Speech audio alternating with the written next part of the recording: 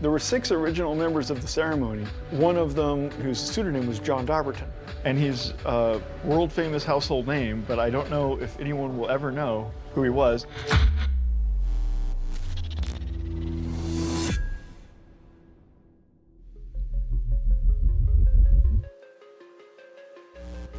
One of the things that really took me down the crypto rabbit hole was the ceremony. The ceremony. The ceremony. Ceremony.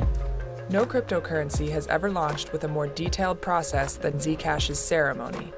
Zcash is a privacy-preserving cryptocurrency that allows users to create end-to-end encrypted transactions. But to start Zcash, the inventors encountered a few challenges. There's this critical problem or stumbling block, which is somebody has to generate the parameters. They have to generate this cryptographic structure. And if the person who generates that cryptographic structure secretly keeps the key that they use to generate it, then they will be able to counterfeit money.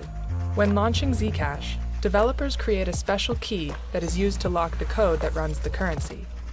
With the code locked, no one can generate any counterfeit transactions. But there's a catch. Users would have to trust that the developer who locked the code also destroyed their copy of the key, and that no one else duplicated the key.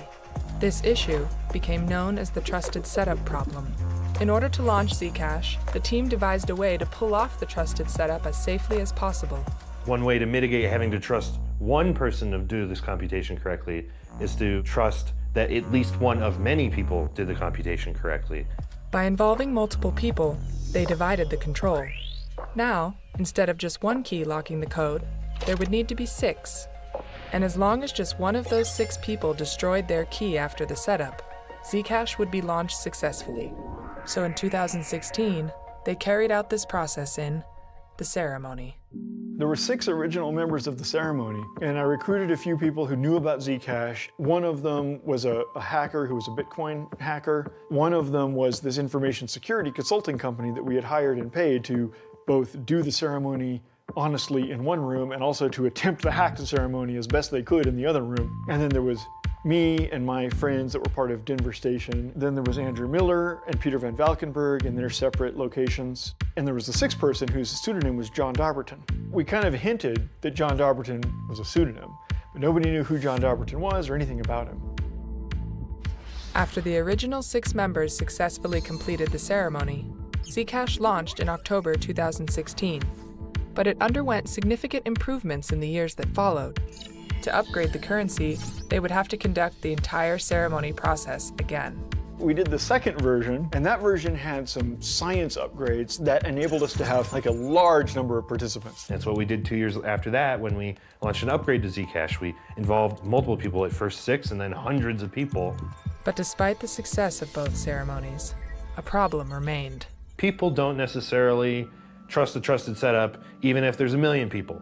How am I supposed to believe that they were honest, and how am I supposed to believe the ceremony even took place, and so on? It doesn't matter how good the trusted setup is. It's not good enough for trillions of dollars, billions of users, hundreds of years. We gotta do better. Getting rid of trusted setups is ideal.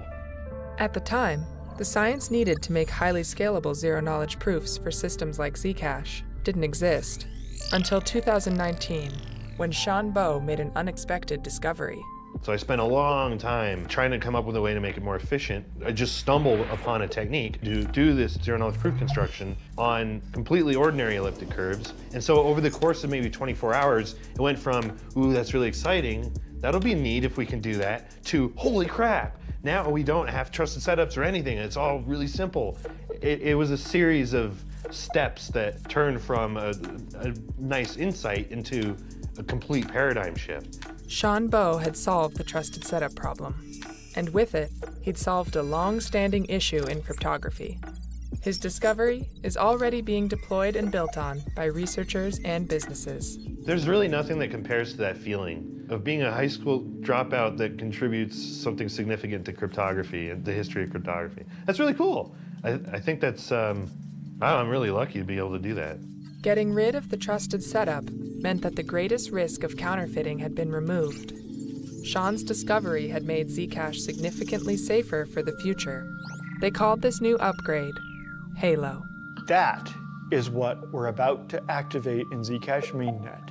Zcash will be, for the first time, a completely private money system in which there's no questions anymore about how you set it up, because there is no setup. It's just pure math. Trusted setup is a thing of the past. The discoveries in the Halo system unlock the potential for Zcash's future.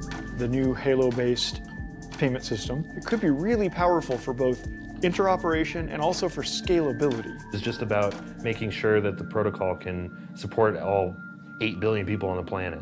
Halo offers new avenues to increase Zcash's usability, and by eliminating the need for trusted setups, it offers a chance to let go of the last secret from the ceremony.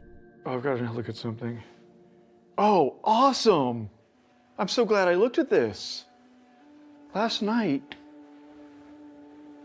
I sent a letter that meant a lot to me.